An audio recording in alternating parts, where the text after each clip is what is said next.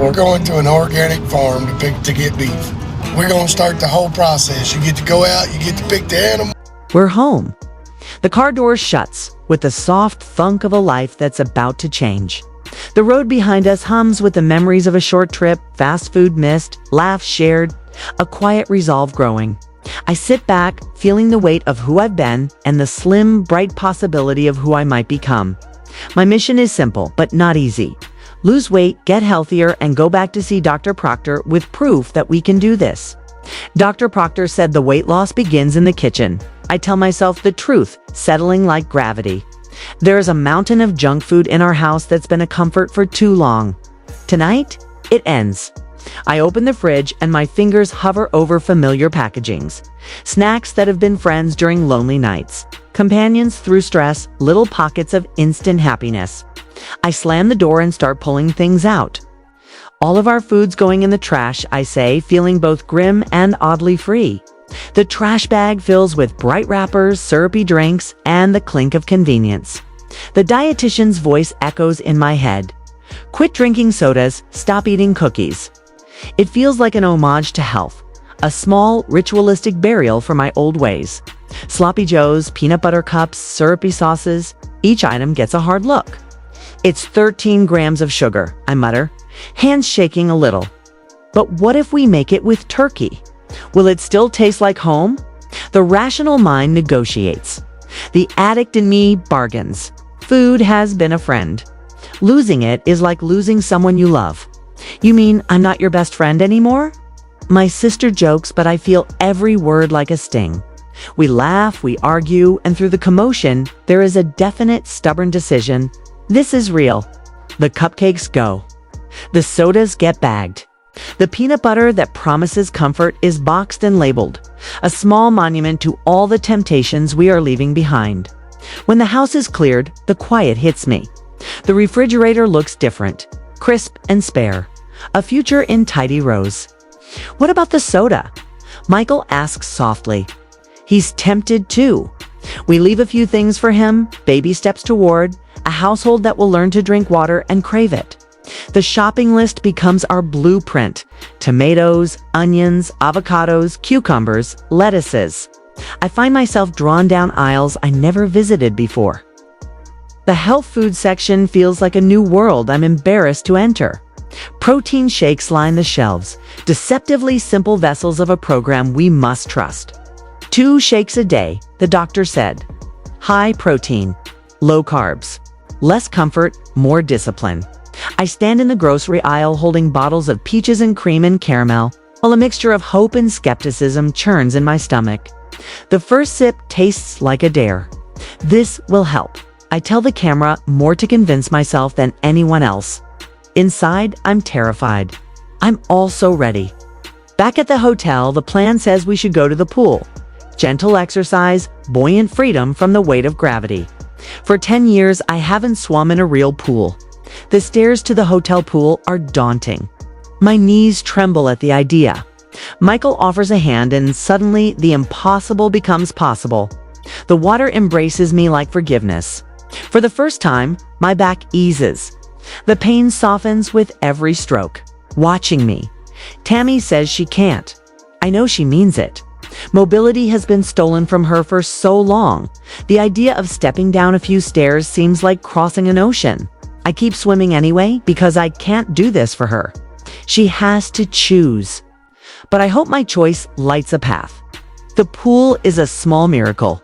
By the end, my back feels normal for the first time in years. The movement has unlocked something, not a cure, but a clue. Maybe the body remembers how to heal when given the chance. Maybe we can find a pool at home where Tammy can join us. Maybe this is the beginning. The gym is next. It's early and I'm scared in a way I haven't been since my first day of school. Walking into a place designed for movement when movement has been a stranger is humbling. Hi, I'm Tanner, a trainer says, smiling with the kind of patience I need. The warm-up looks small, but it's a summit for me. The bike becomes a battleground where every small pedal is a victory. My legs complain. My heart insists. The trainer counts down and I push. Sweat reminds me I'm alive. Every bead is a punctuation mark on a story I refuse to keep telling. The one where pain and fear win. The workout is short but ferociously honest. I am exhausted and exhilarated. In the locker room, I realize that movement like this might be the thread we need to stitch our lives back together. Home again. The pressure shifts. I'm in charge of choices. Tammy can't leave the house easily, and I know that means the kitchen becomes my responsibility. I worry, will I make mistakes? Will I slip back into old habits when I'm tired and hungry? Food has been a language for us, and now I must learn a new one fast. We try other things. A dance video game is downloaded. Laughter and sweat filling the living room. For Tammy, movement is challenge enough. She sits and taps her foot, and I dance like an idiot because it helps. When I see her watching, that look in her eyes, longing and fear braided together, it hurts. I can't do this for her. But I can be the noisy, clumsy example who keeps going no matter what. Every day brings a new test. Protein shakes that taste like medicine. Salads that feel like punishment at first and then slowly like gratitude. The tender ache of muscles that remember how to be useful. There are bad sips, bad days, moments when the sweets call out like sirens. Eat me! They whisper from the pantry like tiny predators. The bargains start up again. Just one cupcake. We'll save the rest. We'll make turkey sloppy joes. It'll be fine. But promises are different now. We're writing rules. The journey is not linear. There are hiccups, setbacks. My back acts up. Old injuries complain. Cravings roar. But there are wins, too. A day of no soda, an afternoon at the pool, an extra minute on the bike. Each one is a deposit into an account of momentum. There is a strange freedom in the discipline. As junk food leaves, the world sharpens. Colors feel brighter. The taste of a fresh apple is almost holy. When I peel an orange now, it's not filler. It's choice. The choices stack like stones. The path slowly becomes visible. The hardest part is not the scales or the sweat. It's the grieving. Food was my friend. Letting go of the comfort of late-night chips means mourning little rituals that got me through hard times. The house feels emptier without them. I put music on. I call a friend. I sit with the pang and name it. This is grief, I tell myself. Hold it, it will pass. We learn to replace rituals. Instead of a soda, we take a walk. Instead of cake, we make tea and sit on the porch for 5 minutes. We invent flavors with fresh herbs. We celebrate in ways that don't include sugar. The world offers alternatives when you look for them. I think about the future a lot now. 6 months from now, where will we be? I imagine pools where we can laugh together. A kitchen that smells of real food. A life where the doctor's office sees results. I imagine Tammy finding the courage to try the pool steps and surprising herself. I imagine a version of us who wakes up without the gravity of constant pain. These are not fantasies. They are yardsticks. The program is a scaffolding, but the real work is inside us. Every time I choose water over soda, every time I pick an apple instead of a cupcake, I'm practicing a different muscle. The muscle of commitment. It gets stronger. Muscles that once ached begin to steady. The thing that looked impossible becomes a habit. We also make plans for the times when temptation hits hardest. If you want cake, call someone. If you're lonely, text instead of eating. If you can't get out, do a simple set of chair exercises. Small tactics, huge outcomes. Discipline is not punishment, it's preparation. Not every day is heroic. Some mornings I wake up and the cravings feel like a tidal wave. I remind myself, the tide always goes out. I breathe. I drink water. I put on shoes and walk until the wave weakens. The victories are often invisible to the camera. The quiet refusal in the middle of the night. These are the ones that matter most. Support matters. Michael learning to drink water, the trainer's patient voice, the laughter during the dance game. These are anchors. We build a safety net out of people and systems. I call my sister when I want to cheat. It helps. Being accountable helps. We are not alone in our struggle, even when it feels like it.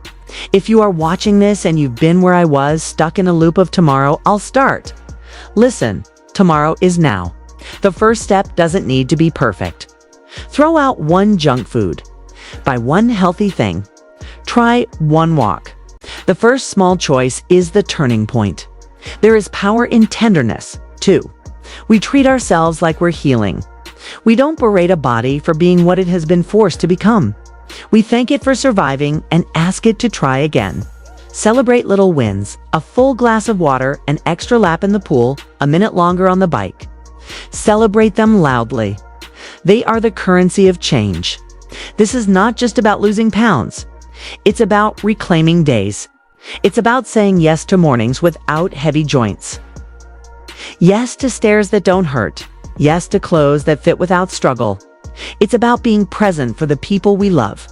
It's about proving to ourselves that we can be the authors of our life. Story instead of passive characters who watch things happen. The path is hard, honest, and full of small miracles. One day, perhaps sooner than I feared, we'll step into Dr. Proctor's office, not with excuses, not with promises, but with proof. We'll show up with our heads a little higher, our steps a little lighter, and a story that says we. His name is Brian. He's a news reporter. We only been dating for about a month. But Brian is the ultimate package. Coming back from Atlanta, something in me had changed. The trip didn't go the way we wanted. The pool situation didn't work out, and it felt like another one of those days where things just don't go right. But even though it wasn't perfect, there was something different inside me this time. Dr. Proctor's words stayed in my mind like they were carved into me, repeating over and over again. If nothing changes, Tammy has an 80% chance of dying in the next 5 years. 80%. Not a warning. Not a suggestion. A fact? A countdown. And that changes everything. So we started searching again, calling places, asking questions, not giving up. Not this time. We finally found a pool with water aerobics, something that might actually help. When she got ready to go, she asked me, "What do I look like?" I laughed and said, "A boska." We laughed because humor is sometimes the only thing we have to protect us from fear. But deep down, we both knew this wasn't just an activity. This was a lifeline. Walking down the stairs to the pool was slow, hard, heavy. Every step was a battle. Every breath was a struggle. But she kept going, one step at a time. And when she got into the water, everything changed. The water held her, lifted her, freed her. The pain that always wrapped her body finally loosened its grip. She floated. She moved. She smiled. And in that moment, she wasn't trapped by her body. She wasn't judged. She wasn't stared at. She was just a person in water. Just Tammy. And she whispered, "I feel beautiful." And it was real. That day felt like hope. Not the kind of hope where you sit and wish. The kind where you move. The kind where you fight. The kind that changes things. And I was doing the same. Eating differently. Moving differently. Thinking differently. Little by little, progress started showing. Dr. Proctor said I was close to being approved for weight loss surgery. That should have been a victory. But fear hit me harder than I expected. I had never been put under anesthesia before. I didn't know if I would wake up. It felt like giving up control of everything. So before that moment came, I wanted something for myself. Something real. Something meaningful. A real wedding. Not rushed.